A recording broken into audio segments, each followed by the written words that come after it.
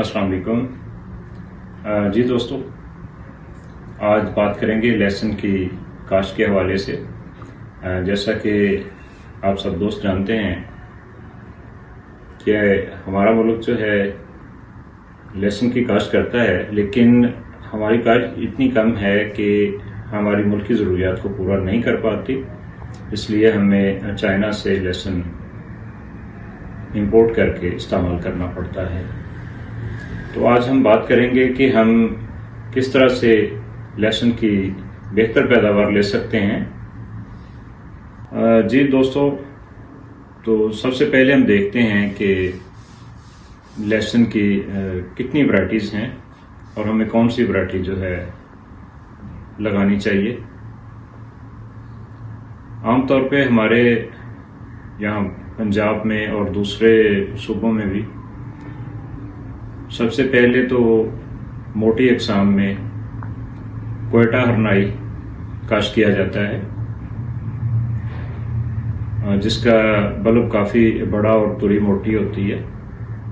अच्छी वैरायटी है। उसमें भी दो तरह का आ जाता है हरनाई में, एक तो हल्का जामुनी रंग का और दूसरा वाइट कलर में। ये दो वैरायटियाँ हैं हरनाई में, ये आमतौर पे काश्त की जाती हैं। पैदावार इसकी काफ़ी अच्छी होती है। तकरीबन 200 मन तक आप अच्छी केयर करते हैं तो 200 मन तक पैदावार फी एकड़ चली जाती है। उसके बाद हमारा देसी गुलाबी आ जाता है, जिसमें मोटी पोथी वाला भी है और बारीक पोथी वाला भी है। दो तरह की वैरायटियाँ उसमें चलती हैं। दोनों बेहतरीन है, खाने के हिसाब से जायका सबसे बेहतरीन है, लेकिन पैदावार थोड़ी कम होती है एज कम्पेयर टू सफ़ेद वैरायटियाँ जो हैं। लेकिन रेट इसका बाकी जो वैरायटियाँ हैं उनकी निस्बत काफ़ी बेहतर होता है और ये पंजाब में काफ़ी ज़्यादा पसंद किया जाता है। उसके बाद हमारा लहसुन आ जाता है NS 756 है, सफ़ेद वैरायटी है। पोथी इसकी थोड़ी पतली होती है और लंबी होती है और रेट इसका भी मुनासिब होता है और पैदावार अच्छी आ जाती है इसकी। देसी गुलाबी की निस्बत इसकी पैदावार बेहतर होती है। उसके बाद हमारी एक वैरायटी आ जाती है गोल्डन फार्मी। इसका भी लहसुन 756 से मिलता जुलता है, लेकिन इसका बल्ब साइज 756 की निस्बत थोड़ा बड़ा और इसकी क्लोव्स जो है निस्बतन NS 756 के मोटी होती हैं और ये तकरीबन कोई 10-15 दिन ज़्यादा ले जाता है। NS 756 से टाइम ज़्यादा लेता है मैच्योर होने में, तो इसलिए इसकी बर्दाश्त जो है 10-12 दिन 15 दिन बाद में होती है। तो अब हम बात करते हैं ज़मीन की तैयारी के हवाले से। तो सबसे पहले तो आपने इसमें जो तैयारी के लिए गोबर की खाद या पोल्ट्री मैनोर इस्तेमाल करनी है, वो आपने हल चलाने से पहले डाल देनी है। उसके बाद 5-6 दफ़ा अच्छी तरह हल चलाएं। इसमें रूटावेटर भी इस्तेमाल कर सकते हैं। इसकी तैयारी जितनी अच्छी करेंगे, जितनी ज़मीन नरम और भुरभुरी होगी, उतना ही बेहतर है। और इसके लिए ज़मीन किस तरह की चाहिए लहसुन के लिए? आमतौर पे हल्की मेरा ज़मीन जो है, जो पानी ज़्यादा जज़ब करे और उसमें चिकनी मिट्टी का तनासब कम हो, वो लहसुन के लिए बेहतर है। कोशिश करें हल्की मेरा ज़मीन में काश्त करें। और जो कलराठी ज़मीन है या बहुत ज़्यादा पक्के वट ज़मीन है, उसमें ये लहसुन काश्त ना करें। अगर मजबूरन कहीं पे पक्के वट ज़मीन में काश्त करना भी पड़े तो फिर आप उसको फ्लैट बेड पे ना करें, प्लेन ज़मीन के ऊपर ना करें, बल्कि बेड बना के फिर आप काश्त करें। और ज़मीन का इंतखाब करते वक्त इस बात का ख्याल रखें कि अगर ज़्यादा बारिशें हों तो पानी निकलने का इंतज़ाम हो। जी दोस्तों, अब हम बात करते हैं कि इसका वक्त काश्त कौन सा है। पंजाब और सिंध में वस्त सितंबर से लेके आखिर अक्टूबर तक इसका बेहतरीन वक्त है। और हमारे जो एरियाज़ हैं खैबर पख्तूनख्वा और बलूचिस्तान, वहाँ पे शुरू सितंबर से लेके आखिर अक्टूबर तक इसका बेहतरीन टाइम है। लगने को ये 15 नवंबर तक भी लग सकता है, लेकिन फिर उतनी पैदावार अच्छी नहीं देता और बीमारियां ज़्यादा आती हैं। तो कोशिश करें इसको आखिर अक्टूबर तक इसकी काश्त हर सूरत मुकम्मल कर ली जाए, और जितना जल्दी लग जाए उतना ज़्यादा बेहतर रिजल्ट देता है, उतना ज़्यादा अच्छा बल्ब बनता है और बीमारियां उसमें कम से कम आती हैं। तो अब हम बात करते हैं कि इसमें कितनी खादें इस्तेमाल होंगी और कौन कौन सी होंगी। सबसे पहले तो इसमें हमने गोबर या पोल्ट्री मैनोर लाजमी इस्तेमाल करनी है। कम से कम 5 से 6 ट्रालियां जो हैं गोबर की, वो आप फी एकड़ इस्तेमाल करें, और आपने ज़मीन की तैयारी से पहले उसको डाल देना है। पोल्ट्री वेस्ट जो है वो भी एक अच्छा ऑप्शन है। कम से कम जो है फी एकड़ 2 ट्रालियां लाजमी इस्तेमाल करनी चाहिए अगर आप पोल्ट्री वेस्ट इस्तेमाल कर रहे हैं, और उसमें फास्फोरस और पोटाशियम के साथ साथ काफ़ी मिकदार में नाइट्रोजन भी होती है। उसके बाद अगर बात करें नाइट्रोजन की, तो नाइट्रोजन में कम से कम जो है इसमें 2 से 2.5 बैग ज़मीन के हिसाब से, फसल की कंडीशन के हिसाब से आपने देख लेना है। मिनिमम जो है 2 बैग लाजमी इस्तेमाल होने चाहिए, और इसको आपने 3 हिस्सों में तकसीम करके इस्तेमाल करना है। एक हिस्सा आपने बजाई में डाल देना है, उसके बाद एक हिस्सा जो है आपने 30 दिन के बाद, और एक हिस्सा जो है तीसरा हिस्सा आपने 60 दिन की जब फसल हो जाए तो उस वक्त आपने इसको डालना है। उसके बाद तीसरे नंबर पे आ जाती है फास्फोरस, जिसमें हम DAP भी इस्तेमाल कर सकते हैं और SSP भी इस्तेमाल कर सकते हैं। अगर आपने SSP इस्तेमाल करनी है तो कम से कम आप 4 से 5 बैग फी एकड़ इस्तेमाल करें, और DAP जो है 2 बैग फी एकड़ के हिसाब से आपने इस्तेमाल करनी है। और ये आपने फास्फोरस जितनी भी है, SSP हो या DAP हो, ये आपने बजाई में दे देनी है। अगर आप बिजाई में नहीं दे पाए किसी वजह से, तो फिर जब आपका लेसन जो है उसकी जर्मिनेशन कंप्लीट हो जाए उसके बाद आपने इसको देना है। जब तक जर्मिनेशन कंप्लीट ना हो आपने फास्फोरस नहीं डालनी। जर्मिनेशन कंप्लीट होने के बाद आपने ये खाद डाल के तो उसके बाद गोडी करवा देनी है, अगर आप गोडी के ऑप्शन पे जाते हैं। अगर मल्चिंग की हुई है तो फिर आप कोशिश करें कि मल्चिंग करनी है तो पहले बिजाई में ही ये खाद इस्तेमाल कर लें। उसके बाद चौथे नंबर पे आ जाती है पोटाश आ जाती है। पोटाश जो है 50 किलो वाला SOP का बैग आप 1 अदद इस्तेमाल करें बिजाई में, या फिर MOP जो है म्यूरेट ऑफ पोटाश जो है वो आप इसमें बिजाई के अंदर ही 1 बैग इस्तेमाल करेंगे। जी दोस्तों, अब हम बात कर लेते हैं कि इसमें बीज कितना लगेगा। जो देसी वैरायटियां हैं जिसमें देसी गुलाबी है या NS 756 है या फिर गोल्डन फार्मी है, ये आमतौर पे 5 से 6 मन बीज जो है 1 एकड़ में काफ़ी होता है। और आपने कोशिश करनी है कि बारीक पोथियां जो हैं आपने छांट लेनी है बीज में से, उनको ना लगाएं, बेहतर यही है। उनसे ज़्यादा अच्छा बल्ब नहीं बनता। जो अच्छी और सेहतमंद पोथियां हैं वही लगाएं।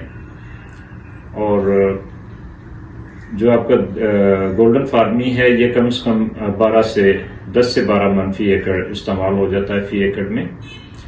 और लगाने का बेहतर तरीका यह है कि आप इसको बेड के ऊपर लगाएं। फासला जो है वो 4 बाई 4 रखें। बेड आप ज़मीन के हिसाब से बना सकते हैं। जितनी ज़्यादा अच्छी पानी की ज़मीन की सीपेज होगी, जितना ज़्यादा जज़ब करने वाली ज़मीन होगी, उसमें बल का कंटेंट ज़्यादा होगा, उतनी सीपेज ज़्यादा ले लेती है। तो आप उस हिसाब से बेड का साइज़ रखें। आमतौर पे 24 इंच का या 28 इंच का बेड जो है वो बनाया जाता है। और इसमें मल्चिंग का ऑप्शन भी है कि आप लहसुन लगाकर उसको मल्चिंग कर सकते हैं।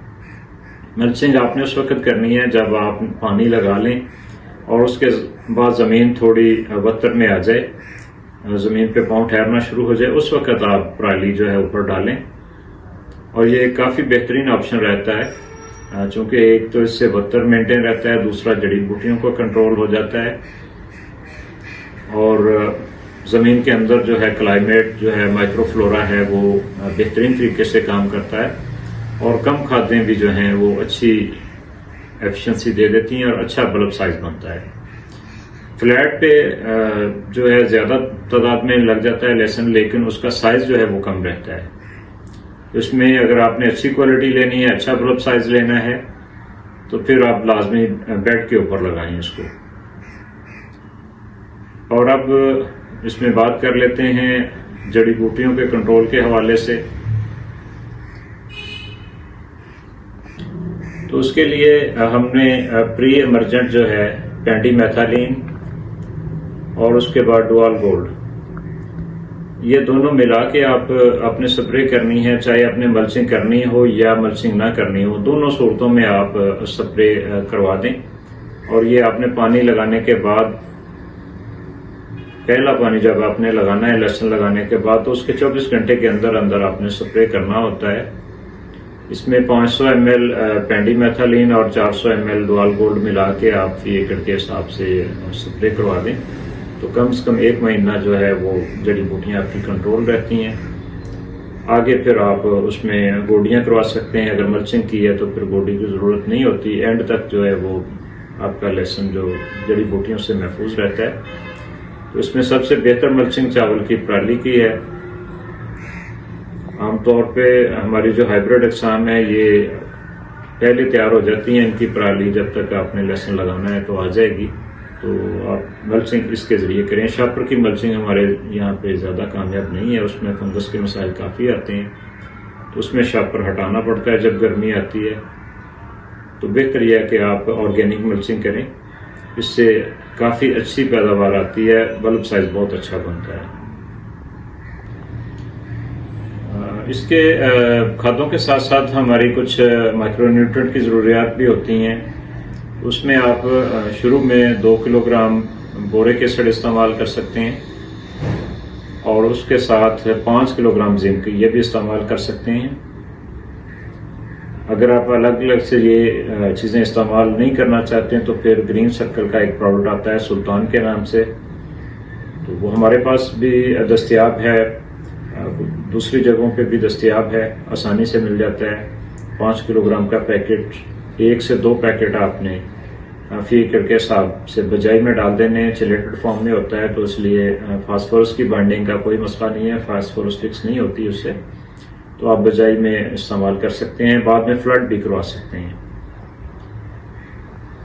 और अगर सल्फर जो है वो भी आप 10 से 15 किलोग्राम इस्तेमाल कर सकते हैं बजाई में। सल्फर बेंटोनाइट इस्तेमाल करें अगर बजाई में करना है, और अगर आप बाद में ऊपर से करना है तो फिर आप 80 WDG जो है सल्फर, वो आप 2 किलोग्राम फी एकड़ के हिसाब से 2 से 3 दफ़ा आप उसमें इस्तेमाल करवाएं।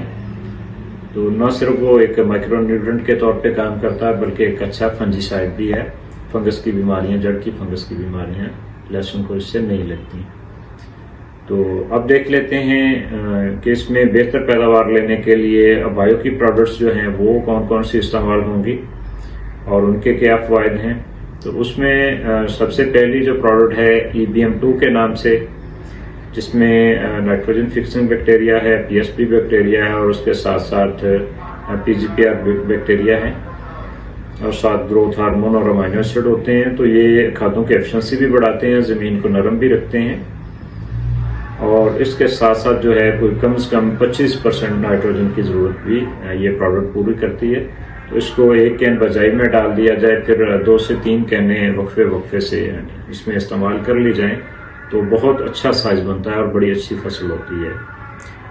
और एक जो है एप्लीकेशन इसमें ट्राइकोमोनास की करवा दी जाए। ट्राइकोमोनास जो है एक ट्राइकोडर्मा फंगस की स्पीशीज है जो कि फ़ायदेमंद फंगस है। तो उसका फ़ायदा यह है कि न सिर्फ वो ग्रोथ को प्रमोट करती है, खादों की अवेलेबिलिटी को बेहतर करती है, बल्कि इसके साथ साथ जो जड़ की फंगस की बीमारियां हैं उनको बड़े अच्छे तरीके से कंट्रोल कर जाती है। तो ये स्क्रीन पे उसका मैं आपको इमेज भी दिखा देता हूँ, ये सामने आ रहा होगा, ये आप दोनों प्रोडक्ट की इमेज देख सकते हैं। तो ये भी आप इस्तेमाल कर सकते हैं, बल्कि लाजमी करने चाहिए, अच्छा रिजल्ट आ जाता है लहसुन पर। इसमें लहसुन में पैदा होने वाली फंगस की बीमारियां और पेस्ट जो हैं, कीड़े जो हैं, उनके कंट्रोल के लिए मैं अलग से वीडियो बना दूंगा तफसील से, ताकि आप इसको फसल को अच्छे तरीके से तैयार कर सकें और फंगस और पेस्ट का कंट्रोल जो है उसके हवाले से जो जो भी अद्वियात इस्तेमाल होंगी और जो एहतियातें होंगी इंशाल्लाह वो उस वीडियो में कवर करेंगे। जी दोस्तों, अपना ख्याल रखिएगा। इंशाल्लाह नई वीडियो के साथ मैं फिर हाजिर होऊंगा आपकी खिदमत में। उस वक्त तक के लिए फी अमानिल्लाह, अल्लाह हाफिज।